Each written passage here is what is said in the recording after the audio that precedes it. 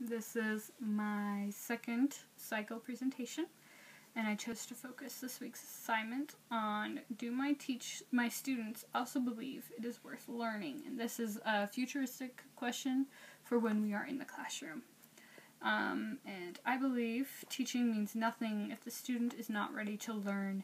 And if the student isn't ready to learn, you might as well be talking to a wall, and the wall would learn more. And first off, we need to understand where these students have come from. As Pestalozzi says, these students have been playing around for the past 5 years, and then we put them in a classroom to learn for hours, days, weeks, months, years, and it doesn't always go so well that way.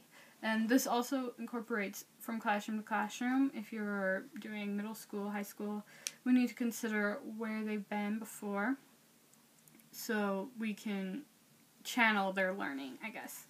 And Elder Bednar has some very great advice that intelligence is not measured by achievements. Too often today we believe that the fastest reader, the smartest mathematician are smart. The ones who get the good grades are those smart kids, but there are other forms of smart that we do not always take into account, and we need to realize that all the students are smart in their own ways. And he also finds it very important to understand. He says, understanding is a spiritual outcome. It is a result. Simply engaging in an activity of teaching is not the responsibility we have been assigned. Rather, the charge is to teach children to understand. And we continue on with, parents and teachers need to do much more with children and young people than say essentially, sit down, pay attention while we tell you what you need to know. And too often classrooms seem to have that idea. We need to tell them what they need to know. That rather, we need to let them choose what they need to know and give them opportunity to act for themselves. And lastly, we have Comenius, who also believes that understanding is very important, but we need to understand first before we expect the students to remember.